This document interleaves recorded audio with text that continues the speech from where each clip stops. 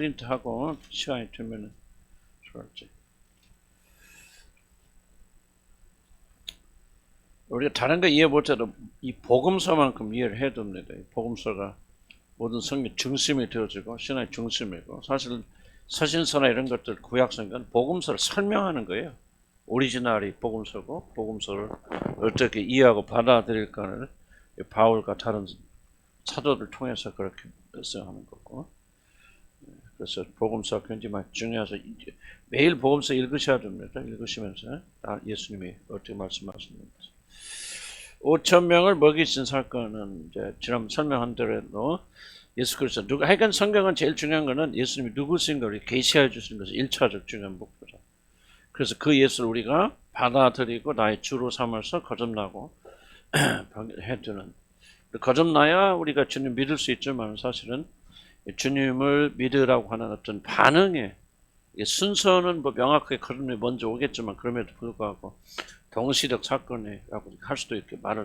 우리는 주님이 초점대로 거듭나야 해야 된다. 거듭나라. 그러니까 받아들인 거 보니까 우리 죽은 사람 어떻게 받아들일까? 아마 이미 거듭나게 하셔야만 가능할 것이다. 이렇게 이제 거꾸로 들어와서 추측에 들어오는 것. 다만 여러분들은 거듭나라고 해도 거듭나지는 게 아니잖아요. 여러분의 의무는 거듭나라고 하는 것처럼 믿으려고 배워버리죠. 믿으라고 그랬으니까 믿어야 된다. 믿어지는 거 보니까 내가 거듭났고.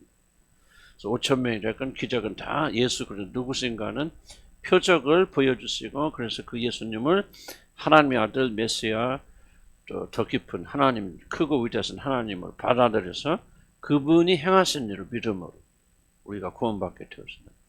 그런 중요한 겁니다. 그래서 1차죠. 그러나 성경은 그 예수님에 대한 구원에 대한 계시만 있는 거 아니에요. 왜냐하면은 우리 삶 자체가 구원이잖아요. 그렇기 때문에 이 삶을 통해서 도대체 무엇을 말씀하시는가, 여러 가지 막 깊은 것들이 많이 있다. 그래서 5천 명 먹이신 사건, 저는 딱 기억하면서 딱 마음에 배긴 게 있었습니까? 5천 명 먹이시는 거. 여러분 가운데 아직도 울리고 있습니까? 저는 뭐냐면, 내가 그들에 먹을 걸 너희들이 주어라, 이 말이 딱 와서 계시처럼 배겨서. 그럼 뭐를 주란 말이에요? 5천 명. 하늘에서 내려온 생명의 떡이신 예수 그리스도를 전하여 주는 것을 우리에게 주신 명령. 세상 사람들 굶주려 있다. 이 메시지를 좀 확대해 봐야 되거든요. 오늘날에도 이 말씀이 유용하거든. 그러면 세상 봅시다. 지금 방황하잖아요. 목 잡는 양들처럼 방황하고 있는 세상에 너희가 먹을 걸 주어라 말이지. 그 먹을 것이 무엇입니까? 물론 우리들이 가진 재능 이런 것도 다 이용되지만, 그러나 생명의 떡이신 그리스도를 그들에게 나누어 주는 거예요. 그래서 그들의 영원한 배고픔에서 해결해줘. 저는 지금 계속 생명의 떡을 나눠주고 있는 작업이죠. 그래서 여러분들도 이렇게 강의할 수는 없지만은 누군가에게 생명의 주님을 전해야 돼. 그래야 살아나지 않습니까? 그래서 그런 도전이 있고, 4천 명 먹인 건 잠깐 조금 그래 해볼까요? 그거부터 할까? 8장 1절 10절까지 봅시다. 마가복음. 그리고 다시 6장 45절로 돌아옵니다. 마가복음 8장 1절 보면은 똑같은 거예요. 근데 성경은 똑같은 걸 기록할 일이 없다는 거죠. 반드시 기록할 때는 뭔가 다른 면이 있고 다른 강조점이 있기 때문에 이렇다. 그럼 예수님께서 2번만 먹이셨을까요? 여러 번 먹이셨을까? 나는 2번만 먹이셨다고 생각해. 왜냐하면 표적이기 때문에 그들을 배불리 먹이는 게 목적이 아니거든. 이걸 통해서 예수님 계시하는 것이기 때문에 2번의 사건으로 충분하다. 그리고 이 두 사건은 비슷한 것 같지만 약간 다른 강조점이 있을 수 있다. 8장 1절부터 10절까지 봅시다. 자, 한번 크게 한번 읽어볼까? 시작.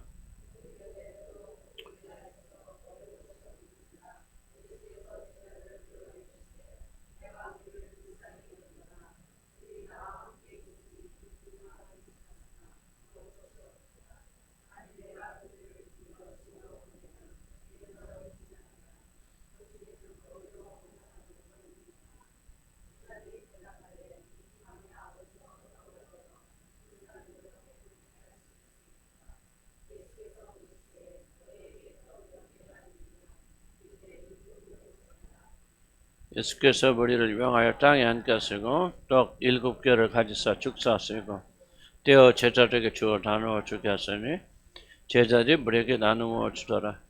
또 작은 생선 2마리가 있는지라 이에 축복하시고 명하사 이것도 나누어 주게 하시니 배불리 먹고 남은 조각 7강주를 거두었습니다.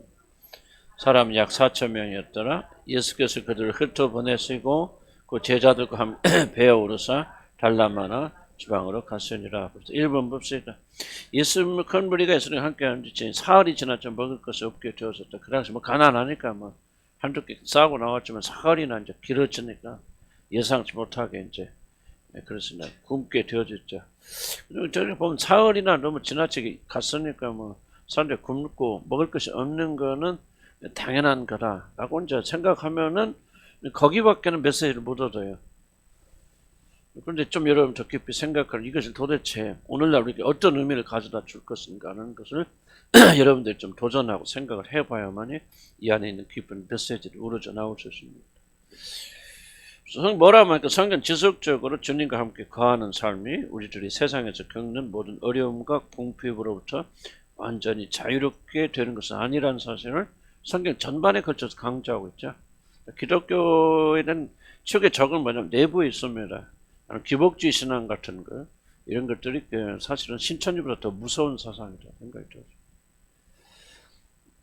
그래서 우리가 성경을 잘 읽어봐야 좀. 자 보세요. 예수님께서 지금 예수님과 함께 있은 지 사흘이란 말이에요. 기복주의 신앙의 관점에서 보면 먹을 것이 넘쳐야 되잖아요. 배부르면 배고프면 안 되죠. 풍성해야 되는데 좀 예수님과 사흘이 됐는데 먹을 수 없다는 말은 단순히 성경 보세요. 그 당시 사람들에게 전하는 것이 아니라 그 후대의 사람들, 성경을 읽는 모든 사람에게 전파되는 거거든요. 그럼 어떤 중요한 질문이 하나가 있죠. 고난받고 핍박받는 사람들, 예수님과 함께 거하고 그분을 위해서 충성 헌신하고 목숨 걸었는데 그들에게 돌아온 건 뭡니까? 별로 없잖아요. 배고픔이죠. 굶주림이죠. 어저 터짐이죠. 핍박이죠. 그런 질문 던지지 않을 거예요. 예수님과 함께 한 지가 오래되었는데 왜 나는 여전히 배고프고 모자라고 이렇게 빼앗기고 핍박당해야 되나? 이런 질문이 있을까요? 없을 거예요? 있을 거 없어요? 여러분 배부르니까 그런 질문 생각 안 나요? 밥 먹고 나니까? 그런 질문을 자꾸 던져봐야 돼요. 성경은요. 1세기 사람들, 물론 1차적으로 제일 중요한 1세기 사람들이에요. 그들에게 어떤 의미가 있느냐 제일 중요하지만 두 번째로는 이게 어떤 시기 어떤 시대를 살든지 우리에게 주신 하나님의 말씀이에요. 그럼 여러분도 고민하고 있잖아요. 왜 예수님과 함께 동행하고 이렇게 열심히 목일라도 안 빠져 이렇게 나오고 직장도 나오고 그런데 왜 이렇게 예수 믿는 게 힘들고 세상에서 이렇게 힘들지 하는 질문 해야 하네요. 하죠. 하는 것이 당연하죠. 그런 질문을 깔고 있다면 성경 21세기를 내다보면서 1세기 마가가 이걸 알고 하는 건 아니지만 성령께서는 21세기를 내다보시면서 21세기 사람들 던지는 질문 주님과 함께 오랫동안 거하였지만 이렇게 주님께 충성 헌신하는데 왜 우리 가정에 이런 어려움이 일어날까? 아까 왜 그분 것이 우리에게 존재할까 하는 그런 질문들이 당연히 있죠. 성경이 답변해 준단 말이에요. 성경은요 1세기건 21세기건 인간의 모든 질문에 답변해 주는 생명의 책이에요. 이 책은 성경밖에 없어요. 그래서 우리가 이 질문에 대한 답변을 이 안에 찾아 나가. 좀 뭡니까? 예수님과 함께 오래 있어도 배가 고프다 안 고프다? 고프다는 거예요. 예수님과 함께 있어도 풍랑이 와요 안 와요? 오지요. 이것은 바로 기독교 본질입니다. 주님과 함께 한 지가 이미 사흘인데도 먹을 것이 없어 이들을 굶었습니다. 그렇다면 앞으로 주님과 동행하는 자들도 같은 어려움을 겪을 것이다. 왜 그들만 굶어야 됩니까? 왜 그들만 풍랑을 만나야 됩니까? 아니죠. 예수님과 함께 사흘이 되었어도 배가 고프고 풍랑했고 이런 고초에서 면제되는 게 아니라는 거죠. 우리는 항상 성경 전에 1차적인 사건을 넘어서 봐야죠. 이것은 동시에 우리 인생에 그러하다는 거 말해주죠.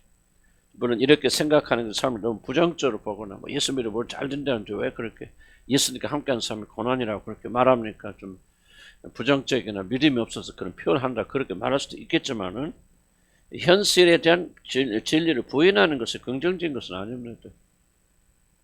우리가 예수님을 믿는데 예수님과 동행하는데 아무런 어려움 없이 지금 하는 곳마다 잘 된다면 나는 그 사람의 신앙을 의심할 겁니다. 왜냐하면 그것은 성경의 가르침과 배치력이기 때문에. 그렇지 않아요.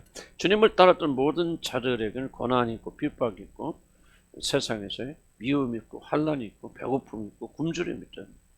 사도들만 그런 거 아니에요. 우리는 그 정도는 들어가지 않겠지만은 그럼에도 불구하고 믿음 때문에 우리들이 많은 세상에서 고난을 겪는다는 말이죠. 사실 이것을 알고 이것을 설득되고 난 다음에 예수를 주로 받아들여야 되는데, 근데 많은 사람들이 좀 현대인들이 예수를 받아들일 때는 오히려 거꾸로 예수 믿음 하나도 걱정, 근심 없어지고 배불러지고 또 문제도 다 사라지고 정말 지상낙원처럼 살 수 있다고 하는 어떤 의미에서 거짓 암시된 그런 진리를 받고 사람들이 예수를 주로 받아들이기 때문에 사실 오늘 문제가 심각한 거예요. 그래서 교회가 엉망진창된 거는 교회 들어오는 입구가 너무 넓어지기 때문에. 성경 좁은 문이라 그랬거든요. 그래서 그 뒤로 들어온 사람들은 아주 적으니라. 근데 막 열어놔가지고 아무나 뭔가 좀 심각한 그런 문제가 아닐 수 없다는 것을 여러분 기억하시기 바랍니다.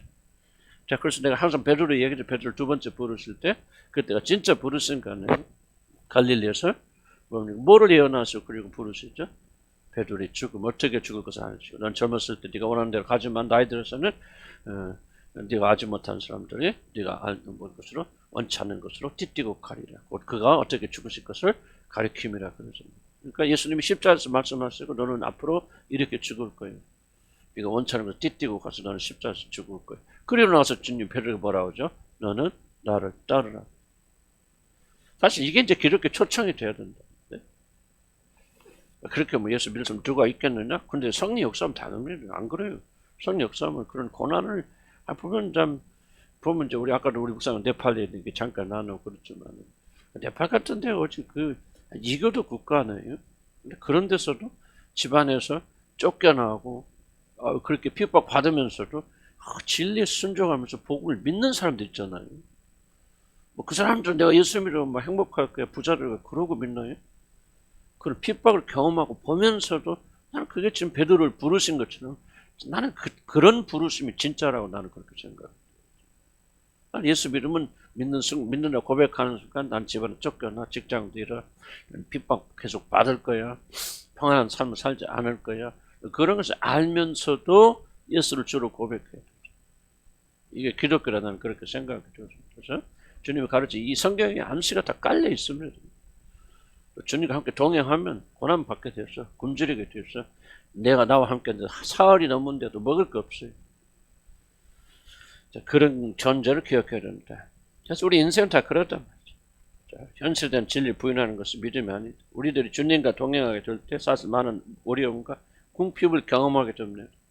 그것은 세상을 경건한 자를 미워하기 때문이죠. 자, 그래서 디모데후서 3장 한번 읽어볼까요? 시작. 우리 그리스도 예수 안에서 경건하게 살고자 하는 자는 박해를 받을. 이게 아니라면 성경이 잘못된 거죠. 어떤 자요? 그냥 대충 왔다 가는 것밖에 없어요. 그러나 경건하게, 그것도 단서가 있죠. 누구 안에서. 이게 정말 무서운 말이에요. 여러분 경건하게 살려고 해서 반대하는 사람 아무도 없어요. 예수 그리스도 안에서 살려고 하면 발버둥 치고 세상에 반대합니다. 이거 무서워요. 복음 전하면, 복음도 대충 전하면 안 돼요. 근데 예수 그리스도 말미암아 구원을 이야기하면은 세상은 심판받는다, 멸망당한다. 그리고 거기서 건진받을 예수밖에 없다. 그러나 벌떼처럼 일어납니다. 성경 말씀 하나도 틀린 거 없어요. 예수, 경건하게 살려고 하는 자, 내가 뭐 그리스도 안에서 깨끗하고 정결하게 다른 사람 돕고 욕심내지 않고 교회도 막 그렇게 그렇잖아요. 그런 모험적인 교회 막 세상 사람들 칭찬합니다. 많은 사람들이 나도 한때 썼고 뭐 홍장길 목사가 됐는데 나 그분들이 신학을 내가 비판하니 그냥 그때 보이는 겁니다. 세상 사람들 한결같이 좀 칭찬하거든요. 나는 그게 질문이에요. 뭘 생각하는? 그럼 세상은 하나님과 원수인데 원수들이 왜 그렇게 칭찬합니까? 그런 질문을 던지고 나는 그분을 말하는 게 아니라 예를 들어 설명을 이해하시기 바랍니다.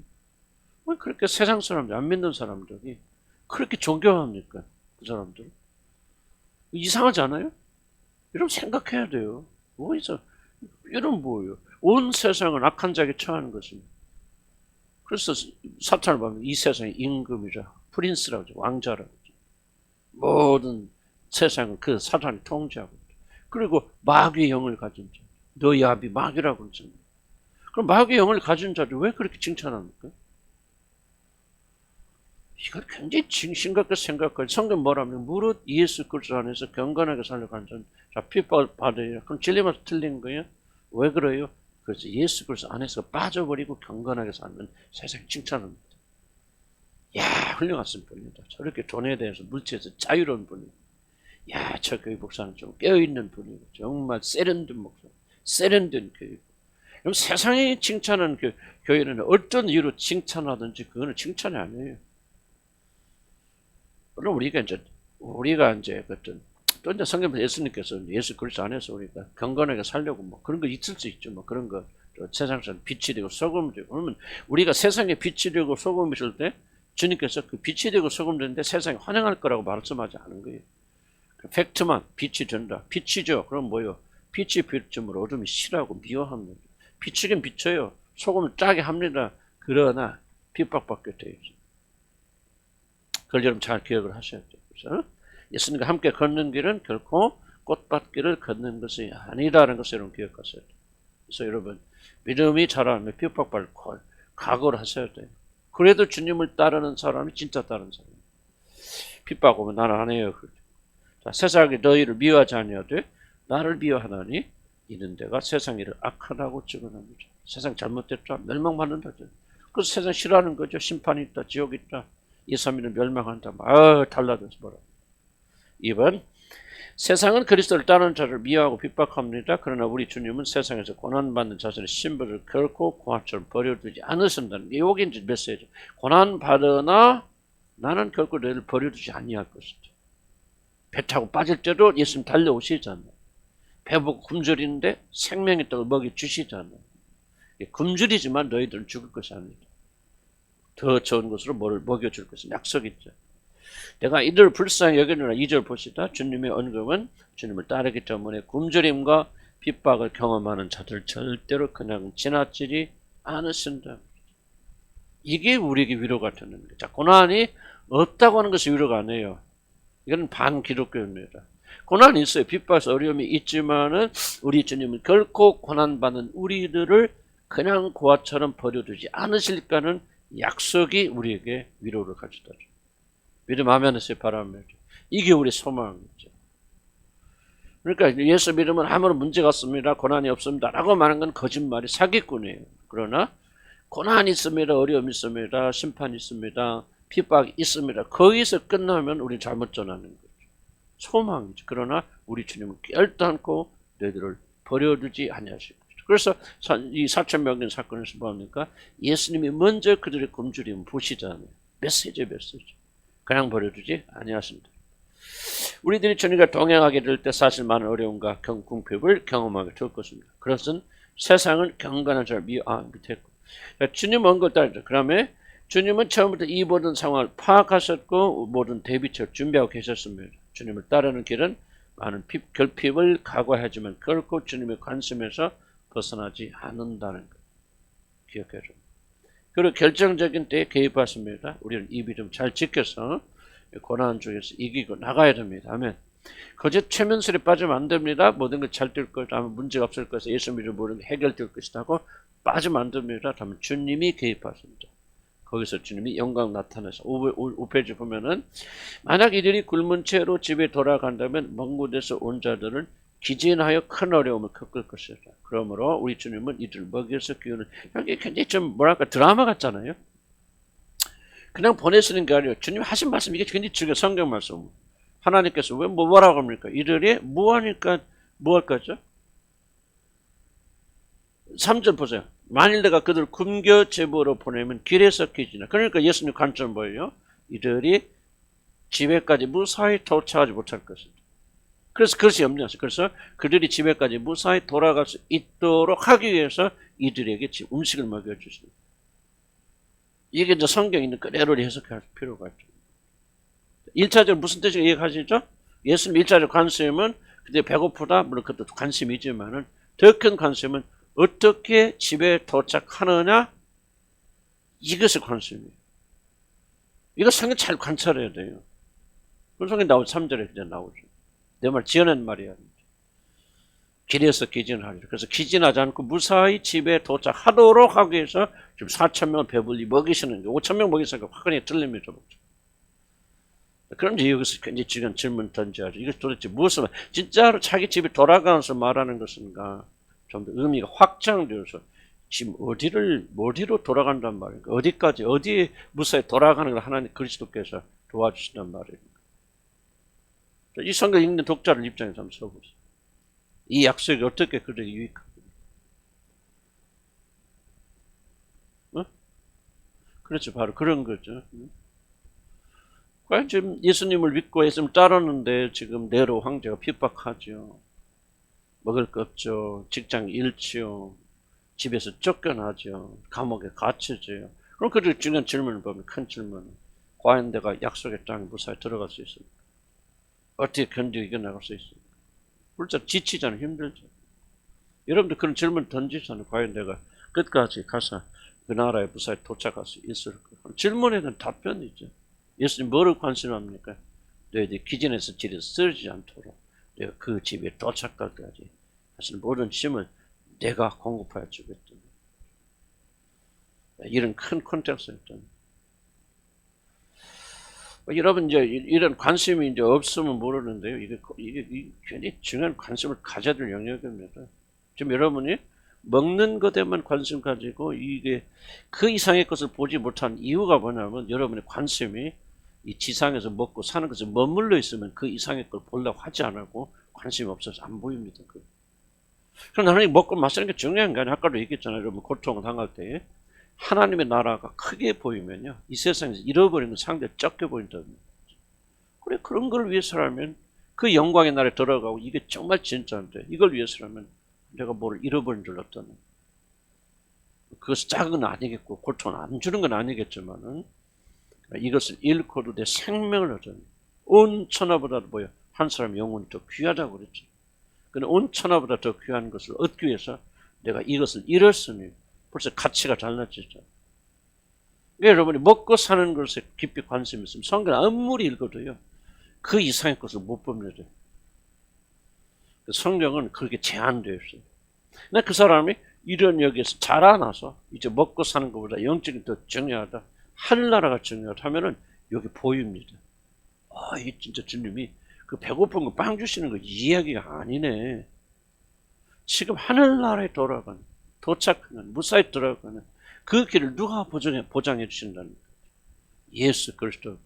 그럼 어떻게 그 힘을 얻어요? 그죠? 뭐를 그냥 여기서 말하는 거예요. 뭐를 먹어요? 어디서 힘을 얻어야 여러분들이 무사히 그날까지 들어갈 수 있다는 거죠? 생명의 떡이신 그리스도를 먹고 마셔. 거기서 영적인 힘을 얻어서 그 사람이 무사히 그 나라까지 도착하게 된다는 거예요. 누군지 나를 먹고 마시면 그 사람 지치잖아요. 여러분 엘리야가 어디서 있잖아요. 엘리야 이야기가 바로 이 이야기잖아요. 엘리야가 지쳐 쓰러질 때 하나님께 오셔서 천사를 보내서 뭡니까? 까마귀를 보내서 뭘 보냈죠? 떡과 물을 보내서. 여러분 그게 뭐라고 생각하십니까? 그때 엘리야가 거기서 힘을 얻어가지고 먹고 자고 쉬고 먹고 힘을 얻어가지고 호렙산 어떻게 날라가? 단번에 달려가서 그 먼 길을. 물에 호섭 가서 뭐에 들어가면 하나님 임재 속에 들어가서. 이게 구원 얘기입니다. 좀 엘리야 이야기 아니에요? 엘리야 얘기 뛰어넘어서 구원이고, 생명의 떡에서 생명의 물이 되신 그분을 먹고 마시면 거기서도 이제 쇠사가는 힘을 얻어서 어디까지 하나님이 계신 것을 뭐를 상징하면 그 나라, 하나님 나라, 하나님 임재 속에 내게 들어갔습니다. 넉넉히 달려가나 다른 게 필요한 게 아니에요. 만나 고기가 아니에요. 술이 아니에요. 양식이 아니에요. 돈이 아니에요. 그리스도만이 너에게 생명을 줘서 너희가 그래서 먹고 마시면 어떤 어려운 환란이 닥쳐와도, 고난이 와도, 핍박이 들어 너희들 넉넉히 이겨나가서 엘리야처럼 달려서 어디까지 호랍산 가서, 그래서 뭡니까? 하나님 직면하잖아요. 하나님 임재 속에 들어가잖아요. 이거 뭐로 하나님 나라를 상징해요. 하나님 나라 들어가는 다 구원 얘기. 놀랍잖아요. 난 뭐가 놀라면 하나님께서 우리를 구원하시는 이런 것들을 아주 초지일관이에요. 어떤 이야기를 하든지 하나님 보면 입만 열으면 우리 구원 얘기였어요. 왜 이게 생명을 주는? 그런데 우리가 이런 엉뚱한 거 붙잡고 있으니까 예수 믿고 예수 먹고 마시고 와야 생명을 얻어서 그 나라 들어가는데 예수 아니고 영적인 거 붙잡고 있으니까 하나님 구부러운 걸 집어넣으셔서 그걸 피신단 말이죠. 이게 아니구나. 가장 좋은 가정에서 내가 사랑받고 인정받고 보호받고 다 가짜구나. 내가 살 수 있는 것이 그리스도밖에 하나님밖에 없어요. 참 이렇게 가르쳐 주세요. 그러니까 성경은 왜 성경인 줄 아세요? 글자 하나하나가 오류가 없어서 성경이 아니에요. 그렇게 말하면 성경 우상화시키는 거예요. 성경은 어디를 보든 이 목적에 짜맞춰 들은다. 무서울 정도로 짜맞춰 들은다. 이게 성경의 하나님의 말씀. 하나님이 기록지 않으면 어떻게 하나 글자를 받아서 이, 칠, 이런 식의 강도야. 어떤 것을 하더라도 무슨 듯게 보이고 시대가 다르고 내용이 다르고 이거 무슨 엉뚱한 말까지 들리고 그래도 초질간 예수 그리스도를 통한 속죄의 구원을 창세 1장부터 마지막까지 이런 책이 어디가 있는 거지? 어디를 펴도 예수 그리스도에서 관할 구원의 그림 엘리야 여기 보지 엘리야 얘기가 아니고 바로 우리 구원에 관한 이야기가 아니고 그러니까 누구든지 아무리 험하고 예수와 동행하면은 힘들어요 어려워요 핍박받습니다 고난 당합니다 그러나 예수 그리스도 우리에게 적은 자기 자신을 먹고 마시면 우리 거기서 힘을 얻어서 넉넉히 그 나라 하나님 임재 속에 들어가야 됩니다. 아멘. 이게 바로 어떤 시대에 있든지 어떤 어려움을 겪든지 하나님이 주신 우리의 위로의 그런 메시지다. 자, 그럼 봅시다. 다 설명해서 읽어만 좀 내려갈게요.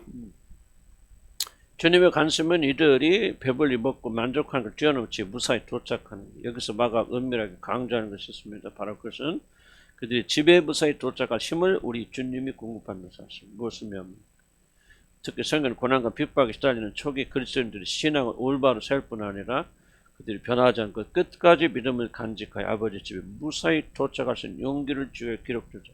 그러니까 굉장히 중요합니다. 왜냐하면 누구든지 그냥 예수를 주로 고백한다고 천국에 간다면 이럴 필요가 없겠죠. 그런데 끝까지 견뎌내죠. 견디는 자, 끝까지 견디는 자만 구원을 받으리로다. 그럼 성령의 관심 뭡니까? 우리로 하여금 끝까지 견디가셔서 그날에 무사히 도착하는 것이 성령의 관심이고 우리들의 관심이죠.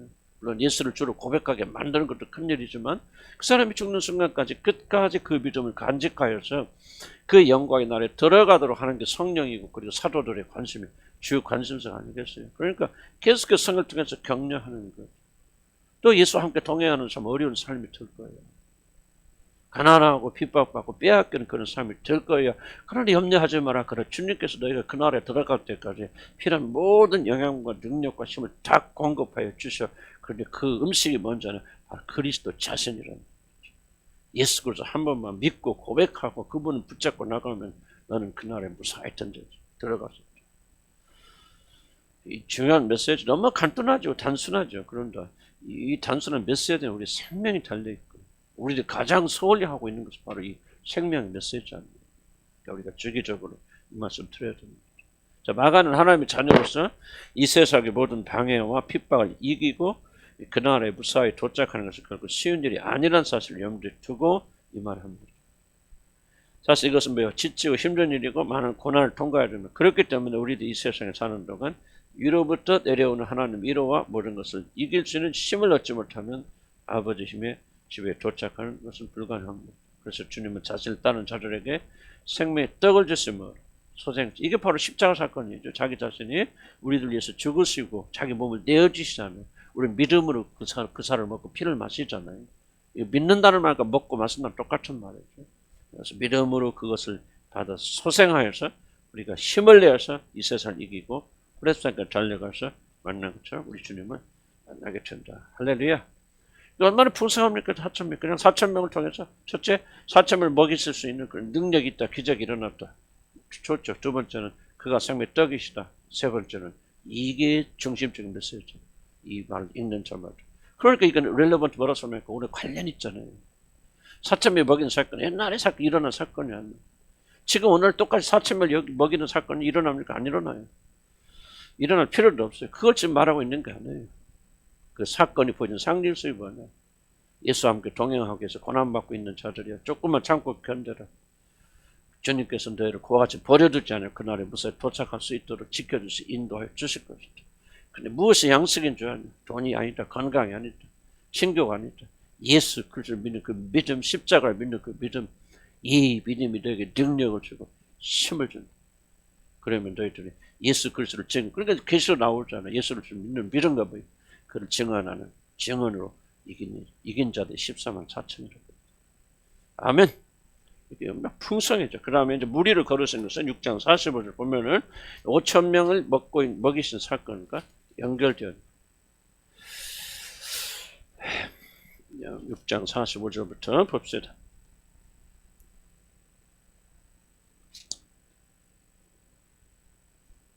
한번 읽어볼까? 예수께서 즉시 시작. 예수께서 즉시 제자들 재촉하사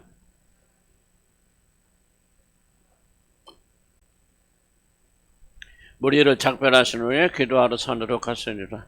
저물매 배는 바다 가운데 있고 예수께서는 홀로 물에 계시다가 저러매 제자들이 힘겹게 노젓는 것을 보시고 밤 사경쯤에 바다 위로 걸어서 그들에게 오사 지나가려고 하시며 제자들이 그가 바다 위로 걸어오심을 보고 유령인가 소리 지르니 그들이 다 예수께 보고 놀라미라. 이에 예수께서 곧 그들에게 말씀하여 이르시되 안심하라 너희 두려워하지 말라 하시고 배에 올라 그들에게 가시니 바람이 그치는지라. 마음에 침이 돌라니 이는 그들이 그떡대시던 일을 깨닫지 못하고 도리어 그 마음이 둔하여졌습니다. 아멘. 1번 봅시다. 5천 명을 먹이신 사건과 좀 연결돼서 이게 각 연결된 사건 아닐 수도 있지만 내가 볼 때는 연결이 됐다고 봐 있고 그래서 도대체 무엇을 의미하는지 좀 볼 필요가 있죠. 그래서 배불리 먹을 때 우리 주님은 제자들 재촉하죠. 재촉해서 다른 곳으로 빨리 가게 하세요. 분리시킵니다. 이거 잘 보셔야 돼요. 재촉하셨다는 단어를 보면서 너희들 여기 남아있으면 안 돼. 빨리 저 반대편으로 가. 사람 없는 데로 하고 본인도 스스로 제자들을 보내시고 그리고 기도하러 산에 가십니다. 배에 있던 제자들은 강풍을 만나 원하던 곳을 가지 못해 중간에 폭풍에 들어갔고 이들의 어려움을 보러 주님은 무리를 걸으셔서 이들에게 오십니다. 그래서 무리를 걸으셨다는 사건이 굉장히 중요한데 두 번째 이것이 무슨 의미를 가지고 있는가 살펴보시죠. 첫 번째 우리 주님은 이들이 오병이의 기적의 현장에 오랫동안 머물러 있는 것을 허락지 않았습니다. 그래서 성경 1절에 뭐라고 하죠? 45절에 즉시 제자들을 뭐하자. 그래서 즉시라는 단어 그 다음에 재촉하사 이 두 단어가 바로 그들을 바로 쫓아보내셨다. 허락하지 않으셨다. 자, 다른 곳에서도 복음을 전하셔야 되니까 여기만 있으면 안 돼. 빨리 다른 곳에도 복음을 전해야 돼. 그런 것도 있으시지만은 더 큰 이유는 제자들이나 본인 자신이 흥분된 군중들과 함께 머물러 있기를 원치 않으셨겠죠. 지금 5천 명의 무리들, 5천 명뿐만 아니라요. 여자들 뺐으니까 여자들 다 왔을 것이고 얘들까지 하면 적어도 2만 명이 가까운 그런 무리들이 지금 굉장히 흥분됐겠죠. 일생에 들어보지도 못하고 생각지도 못한 기적이 지금 자기 눈에 일어나지 않나요? 그래서 배고픈 모든 자들이 지금 문제가 배고픔의 문제가 근본적으로 해결되어진 놀란 체험을 한 2만 명의 군중이 흥분했을까 안 했을까요? 그래서 다른 요한복음에 보면 뭐가 있냐면 그를 잡아서 왕으로 삼으려고 하는 야 이번이 메시아다. 이거 왜 더 무슨 증거가 있느냐 하고 그 군중들이 흥분하여서 예수님을 왕으로 삼으려고 하는 그런 맥락에서 예수님은 즉각적으로 지금 여기를 도망가셨다고 봐야죠. 도망가시고 제자들도 달리 보냈습니다. 굉장히 중요한 부분입니다. 그리스도가 아니라 잡시다. 흥분의 한강께서 그리스도가 아니라 그럼 왜 그렇게 흥분해 잡으세요? 기적을 맛본 자들은 지속적으로 더 큰 기적을 원하기 때문에 이들과 함께 머물는 것은 매우 위험한 일입니다. 자, 이들이 문제가 뭐죠? 이들은 기적을 보았지만 그리스도가 누군지 표적을 본 게 아니에요. 아, 이분이 하나님의 아들이다. 하늘에서 내려온 생명이 떡이다. 그래서 그분께 나와서 굴복해서 그분을 구주로 받아들이고 그분께 순종하는 그런 삶을 살려고 하는 것이 아니라 이들이 체험할 건 기적이에요. 기적 체험에는 항상 위험 요소 하나 따라오죠. 그게 뭐죠? 더 큰 기적을 항상 요구한다. 이게 기적이에요. 기적을 너무 주님 보지 못하면 그 사람들이 함정에 빠집니다. 기적은 갈수록 큰 거를 요구한다. 그래서 자신이 하늘에서 내려온 생명의 떡이라는 사실을 알리기 위해서 표적이 필요했지만 표적이 아니라 배부름을 원하는 자들에게는 그래서 시편 78점 보면은 하나님 저의 소욕대로 주었단 말이고 요한복음 6장 20절은 너희들이 나를 찾는 것은 표적을 본 까닭이 아니요. 즉 내가 누구인지 알았기 때문이 아니요. 먹고 배부른 까닭이로다. 그래서 배부르게 되어지는 기적을 체험하기 위해서 주님을 내어줬죠. 지금 보면 그런 자들에게 자신을 내어주려 하지 않으셨기 때문에 즉각적으로 그를 펴라고. 위험한 자입니다. 여러분 굉장히 중요합니다. 아무리 큰 기적을 체험하여도 기적 자체에 초점을 맞추는 사람들은 그리스도의 관심 대상이 아닙니다. 주님은 그를 피하십니다. 잘못된 거 주소는 빼놓고라도 모든 관심이 기적 자체에 초점 맞으면 하나님 우리 중심을 아시기 때문에 그리스도는 그런 자를 피해 갔습니다. 굉장히 중요한 부분이에요. 누구와 동행하십니까? 자기 자신에게 관심입니다. 굉장히 명확하게 구분되어야 됩니다. 하나님 자신에게만 관심 있는 사람들 혹은 그분 행하시는 기적을 여러분도 그러지 말라는 법이 없잖아요. 이걸 항상 질문 던져. 나는 무엇을 좇고 있는가? 여기 흥분된 군중처럼 하는 그리스도께 베푸시는 우병이 기적을 쫓아가고 그 기적을 맛보기를 원하는 사람입니다. 나는 여러분 가운데 그런 분들이 없다라고 말할 수 없어요. 어쩌면 절대 다수가 여러분 그런 속에 속했을지 몰라요. 심각한 거예요. 말을 단순히 하지만은 여러분이 이게 분리가 안 되면 여러분 지옥 갑니다. 아니 여러분 경고 아닌 경고 주는 게 심각한 경고예요. 그럼 이걸 추구했기에 지옥 갑니다. 그 말이 아니고 여러분이 참으로 거듭나지 못한 증거가 이런 데서 드러나기 때문에 그리스도를 쫓아가. 이들은 표적 보고요. 이게 표적이 뭡니까? 표적은 이런 기적을 행하신 분은 바로 하나님의 아들 이분이 메시아다. 그래서 그분께 나와서 복종하면 그분을 쫓아가야 되는데 기적만 보잖아요. 저분이 맛을 부리면 빵이 그냥 보리떡 5개가 그냥 5,000명이 먹어. 막 7개, 4,000명이 먹어. 막. 그럼 전부 다음에 올 때 전부 보리떡 하나씩 갖고 올 거 아니야. 주님 드리려고. 주님 이것 좀 해가지고 4,000개를 만들어 주세요. 웃지 마세요. 이게 우리가 지금 하고 있는 일들이에요. 여러분 성경하고 여러분을 분리하는 순간 성경 죽어버립니다. 성경 속 있는 사람들이 우리들이에요 지금. 그게 군중들이 다른 사람이라 우리지. 우리는 안 그렇죠. 어떻게 그렇게 장담합니까? 여러분 지금 그래서 점검해야죠. 내가 쫓는 게 그리스도인지 그분 행하신 기적인지. 여러분 체험 안 했어요? 저도 많이 체험하고. 지금도 자유롭습니까? 아니요. 나도 마음 한 구석 속에는 그리스도 번하는 그리스도 다른 결과로 저는 이 기적을 더 체험할 뻔하죠. 한 사람 구원받고. 그러면 구원받고 원하는데 구원을 위한 그런 마음도 있지만은 그 마음속에는 그좀 막 기적이 일어나서 많은 사람이 막 초자연적으로 수많은 사람이 몰려오고 거기에 어떤 잘못된 요소들이 없다고 생각하십니까? 인간 항상 점검해요.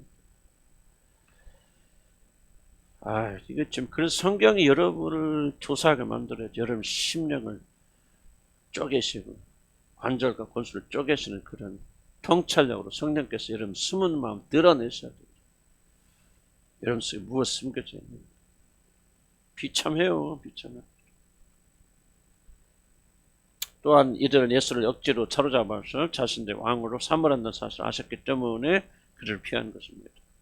그렇게 되면 하늘 아버지께서 계획하신 인간권에 있던 십자가의 죽으심이 일어나지 않죠. 그래서 피합니다. 또 하나 가장 중요한 가르침은 제자들은 성공에 오래 머물러 있어서는 안 된다는 사실을 가르치신 것입니다.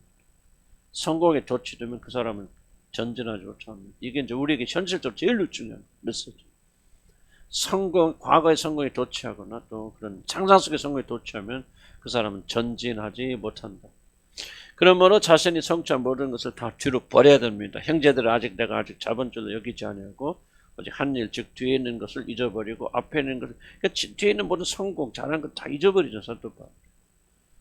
그리고 앞에 있는 것을 잡으려고 쫓아가지 않습니다.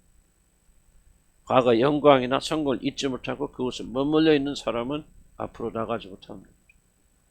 그리고 성공을 재현하려는 강한 열망에 사로잡히게 됩니다.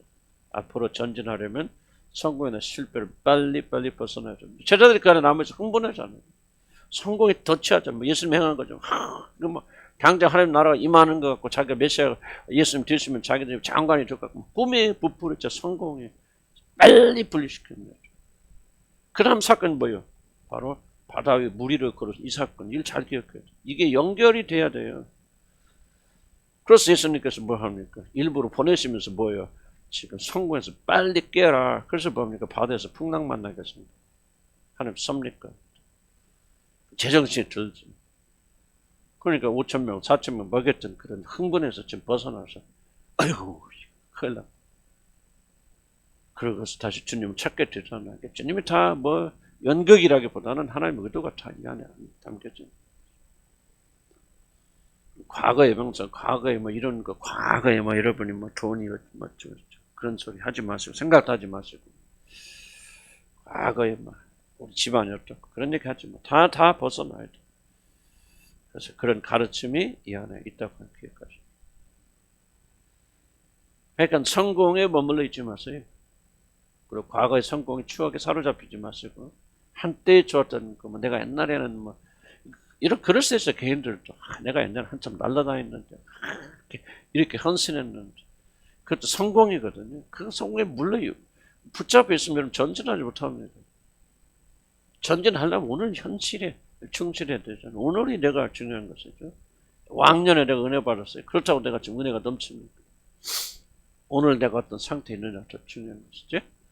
이걸 잘 기억하셔야 됩니다. 두 번째, 주님은 따로 산에 올라가 기도하십니다. 주님은 모든 것으로부터 자신을 분리하는 것을 기도의 가장 중요한 원칙으로 삼으셨는데, 기도의 가장 중요한 원칙은 자기를 분리하는 게 사람들로부터. 자, 기도는 바로 하나님과 자신을 1대1로 직면하는 것이라는 사실을 잘 아셨기 때문에 분리하십니다. 이게 좀 어려운 얘기예요. 그러나 기도는 뭐야? 하나님과 직면이고 대면이죠. 엘리야 만나서 하나님 뭐라고 하죠? 엘리야 엘리야 어찌하여 너는 여기에 서 있는 직면이죠. 야곱아 야곱아 야곱이라 부르잖아요. 내 이름이 무엇이냐? 직면이죠. 나는 야곱입니다. 항상 꾀부리고 속이며 살았던 사기꾼입니다. 참 직면하잖아요. 자기. 기도의 중요한 파트가 이겁니다. 직면은. 너는 여호와 앞에서 말을 많이 하지 말라. 기도를 말하는 거죠. 왜 여호와 앞에서 말을 많이 하지 말라. 말 많이 하는 사람 뭐 하니 못합니까? 직면하죠. 자기를 직면하지 않고 막 말을 하는 게 다른 사람을 개입하지 못하죠. 그래서 이런 어떤 뭐 그룹토이가 됐고 뭐가 됐건 말을 많이 하시는 분의 공통적 특징은 두려움이거든요. 무슨 두려움? 자기 직면에 대한 두려움. 진실을 볼 수 있는 용기가 없어요. 다 그런 건 아니지만 예를 들자면 그렇다. 그러니까 이것도 중요한 부분이에요. 기도가 뭡니까? 직면하는 거 단둘이 서는 거예요. 그래서 물어보는 거, 내 이름이 뭐냐? 너는 어쩌다 여기까지 왔냐, 엘리야야? 너 선지자냐? 응?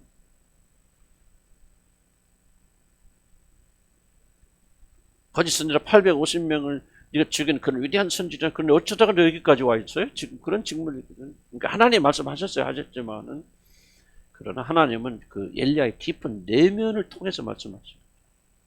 근데 하나님 앞에서 뭐 했어? 엘리야는 자기 자신이 어쩌다 내가 여기까지 왔는지 정리하잖아요. 그래서 내가 여호와 하나님은 열심히 착취하지 이렇게 했는데 이세벨에 쫓겨서 여기까지 왔나이다. 자기 삶을 그때 직면하잖아요.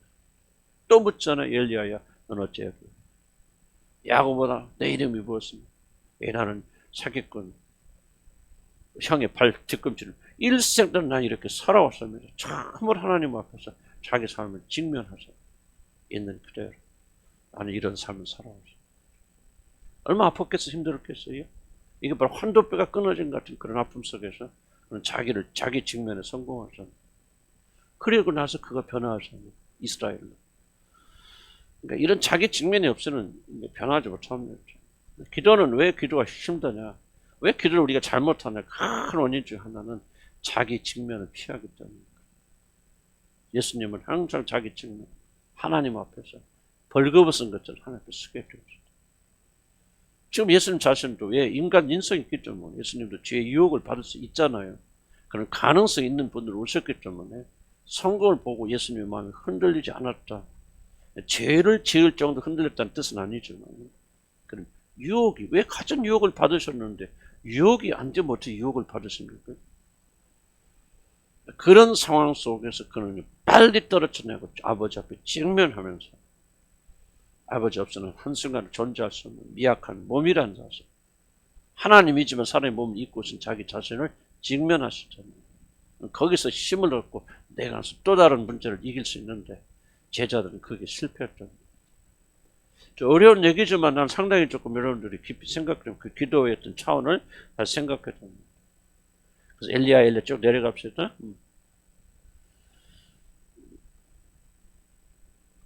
그 밑에 들으면 이런 말이 있죠. 그는 여기에서 자신이 왜 여기까지 흘러 들어가고 있는 걸 깊이 묵상하게 되었으면 바로 여기에서 새 출발하게 됩니다. 우리 주의가 분주하게 됩니다. 이런 깊은 질문은 던질 수 없죠. 주변의 시끄러운 소리들 내면에서 올라오는 세미한 소리를 막아버리기 때문에 주변이 시끄러운 사람 하나의 음소를 들을 수 없습니다. 하나의 음소를 들으려면 차분해야 되고 다른 모든 것을 차단해야 돼. 그래서 예수님께서 홀로 산에 가서 모든 주위 사람들 흥분된 소리, 예수님을 높이는 소리, 칭찬하고 영광하는 소리, 제자들이 보던 요구와 보는 다 떠내버리시고 홀로 하나님 앞에 증명합니다. 어려운 얘기인지 몰라요. 그러나 하나님께서 여러분 삶 속에서 이렇게 하신 일이에요. 자, 그러면 하나님과 마주 대하기 위하여 주님은 모든 것을 자신으로부터 떠내보내신다고 하는 거, 이거 굉장히 중요합니다. 우리들은 사람, 자신을 압박한 문제, 자신의 소원 등을 자신을 떠내보내야만 하나님을 대면하고 하나님의 고유한 음성을 들을 수 있습니다. 그래서 요즘 하나님께 저한테 가르치는 게 뭐라고 했죠? 문제를 나는 제거하고 문제가 없을 때 평온해지면 그러니까 하나님과 직면하겠다. 그런데 그게 아니에요. 문제 속에서, 문제 안에서 우리가 떠나보내는 거 훈련. 이게 굉장히 어려운 것 같아, 사람들. 문제를 가지고 있는데 그 문제를 해결한 다음에 아니에요. 해결한 다음에 하나님 못 만나요. 문제를 지속적으로 떠내버려서 고요한 가운데 있어야만이 세미한 하나님의 음성을 들어요. 조금 어려운 얘기예요. 지금 난 여러분들 다 이해한다고 생각하지는 않아요. 그러나 근데 중요한 얘기니까 이해하려고 노력해야 됩니다. 분주하면 안 돼요. 이 사람 저 사람 소리 들으면 안 돼요. 홀로 있는 시간을 많이 가져야 돼요. 친구들 많은 사람 결코 영적으로 성장하지 못합니다. 이 사람 저 사람 만나는 사람 절대로 영적으로 성숙하지 못합니다. 홀로 있는 시간이 많은 사람 영적으로 성숙합니다. 일부러 고독을 택해야 돼요. 하나님과 단둘이 있는 시간을 가져야만 깊은 성찰이 되어질 겁니다. 난 좀 여러분이 그런 분들이 되기를 굉장히 축복합니다. 주위에 사람들이 많은 사람은 영적 성장 못합니다. 그 다음에 잘 기억하고 있다 했던 나눈 시간을 좀 나누죠. 하나님과 마주 대하기 위하여 주님은 모든 것을 자신 떠내보내는 것, 그 다음에 우리를 또 사람을 떠내는 것. 만약 우리들이 이 모든 것들로부터 자신을 분리하여 홀로 되는 것을 배우지 않으면 우리들이 기도와 경건을 많이 방해받습니다. 참된 기도의 사람들은 매우 의로운 자들이었다는 기억해야 됩니다. 그들이 많은 기도에 들어갈 수 있었던 것은 자신의 기도를 방해하는 것이 적었기 때문이다. 3번 하고 화장실 갑니다. 주님은 기회가 주어질 때마다 홀로 계셨습니다. 중요한 사실은 주님의 모든 능력과 힘은 어디서 나오냐? 이 홀로 있는 시간을 통하여 주어졌던 사실입니다. 두 가지 생각했어요. 첫째는 영적으로 하나님과 단둘이 있어서 그분이 어떤 능력을 부어주신다는 의미도 있고, 두 번째는 홀로 있는 깊은 성찰을 통해서 우리들이 강해진다는, 조금 1, 2번이 다 필요하다는 생각이죠. 하나님 홀로 있기 때문에, 외롭기 때문에 하나님을 그만큼 더 많이 의지할 수 있잖아요. 그래서 강해진다는 것. 두 번째는 홀로 있음으로 인해서 자기 성찰을 많이 하잖아요. 생각을 많이 함으로 그는 강해진다. 홀로 있는 시간 그는 강해집니다. 바로 그것이 고독의 힘입니다. 물론 그리스도는 하나님이시고 사람이 몸을 입고 오신 주님은 그에게 필요한 모든 것들을 다 아버지 하나님께 의존하십니다. 그러므로 그는 하나님과 마주 대하며 자신의 모든 것을 채우셔야만 합니다.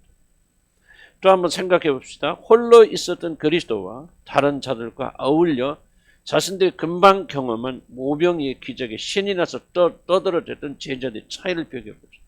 하나님과 인간이니까 근본적으로 다르죠. 그러나 그 제천을 같은 인간이라 본다면 모든 자를 다 떨어놓고 마음이 홀로 되어서 하나님과 직면하면서 홀로 있었던 예수 그리스도와 이 길을 나눠갔지만 제자들끼리 타서 뱃속에서 뭔 얘기했어요? 지금 떠들고 뭐고 난리 났을 거 아닙니까?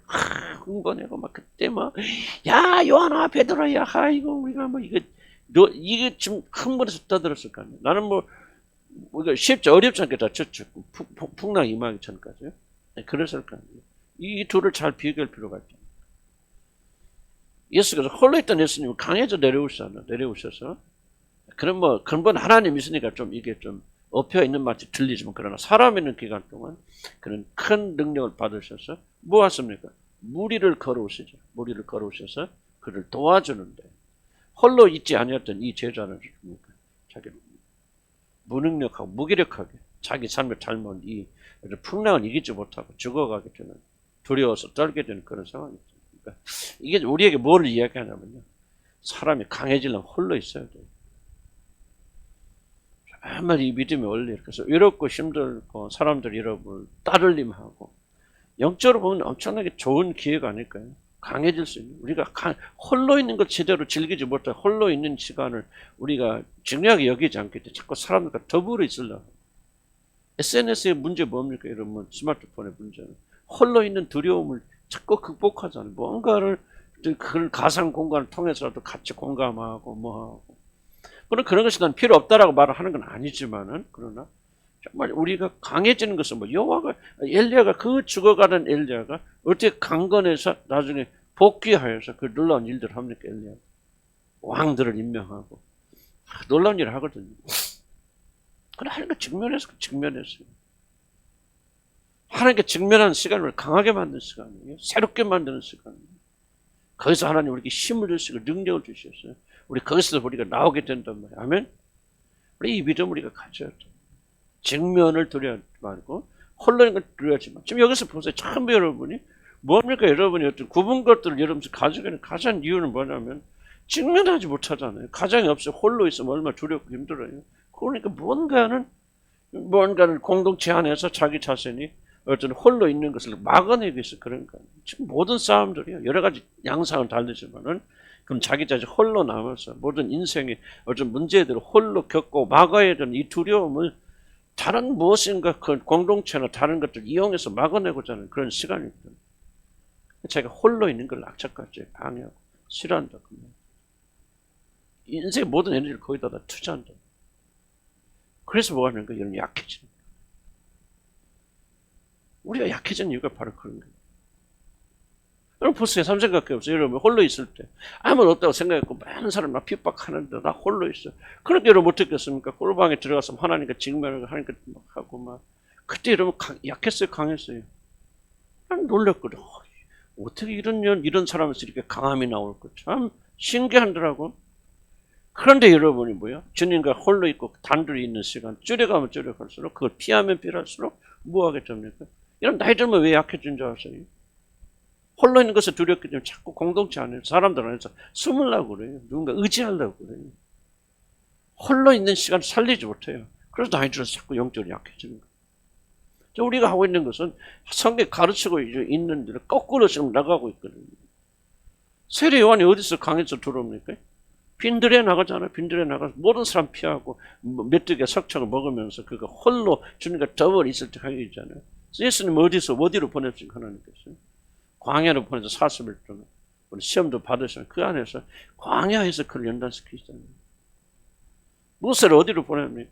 왕자의 자리에서 쫓아내서 미디안 광야에서 40년 기간 동안 그를 홀로 있게 만드시던 물론 양치고 부인도 있었지만 그러나 심리적 고안해요. 모세는 그런 영광의 자리에서 뚝 떨어지잖아요. 누가 있어? 의자서는 아무도 없죠. 나라처럼 아무도 없죠. 그냥 하나님밖에 없잖아요. 자기를 직면한 세계잖아요.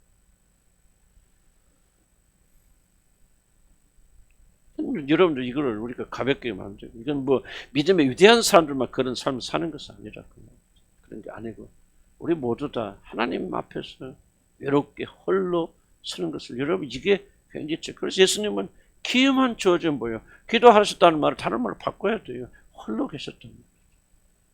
기도하실 때마다 기회가 주고 시간이 들 때마다 사람도 떠나셔서 스스로를 외롭게 만드셨단 말이에요. 여러분 보세요. 사도 바울이 뭐라고 고백합니까? 내가 막 죽을 교회를 놓고 사형선고를 받은 마치 사형선고를 받은 것 같이 되어서 그래 하나님께 그렇게 하신 이유가 뭐라고 그랬어요? 내가 생명 주지 못하고 의지하자 오직 나를 죽은 자에서 다시 살리는 하나님만을 의지하게 하려 합니다. 이게 지금 똑같은 말이거든요. 하나님만 남아야 그분이 우리 능력이 되고 힘이 되고 피난처가 되었었는데 우리 마음에는 하나님이 다른 것이 여러 개 있으니 하나님이 그 일을 담당해서 못하는 거죠. 그러니까 우리 믿음의 궁극적 목적은 뭐냐? 바로 저와 여러분이 믿음의 자녀로서 하나님만. 그러기 위해서 우리가 일부러 고의적으로 이 고독을 선택해 가야 돼요.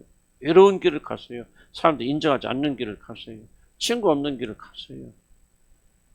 오늘 거꾸로 많은 분들은 뭐 미국이나 특히 그런 데서 막 친구 만나야 된다, 교제해야 된다 많이 강조하고 있지만요. 영적인 차원에서 우리는 친구를 통해서 강해지는 게 아니에요. 위로는 될 수 있고 격려는 될 수 있고 그래서 우리 때때로 우리에게 길도 주고 참 그런 것이 또 필요하지만은 그러나 영적인 의미에서 의지하는 면에서 보면 하나님과 홀로 있는 시간이 여러분을 강하게 만듭니다. 아멘. 그래서 자꾸 감사 그렇게 하셔야 되십니다. 모든 능력은 외로운 가운데 하나님과 함께 있을 때 주어집니다.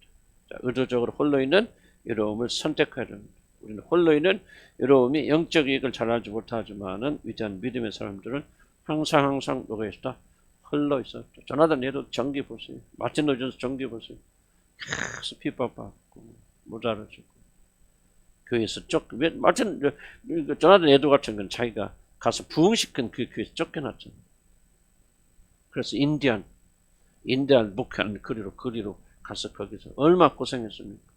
그런데 조나단 얘들의 모든 위대한 작품이 거기서 나옵니다. 그 인디안들에게 쫓겨갔을 때. 홀로 있는 시간이 하나님께 은혜다. 다행히 여러분들은 우리가 그렇게 훌륭한 분들이 아니라 뭐 인디안 그런 데 쫓겨날 일은 없잖아. 그죠? 그렇긴 하지만 그런 점을 기억해야 됩니다. 화장실 다녀오십시오.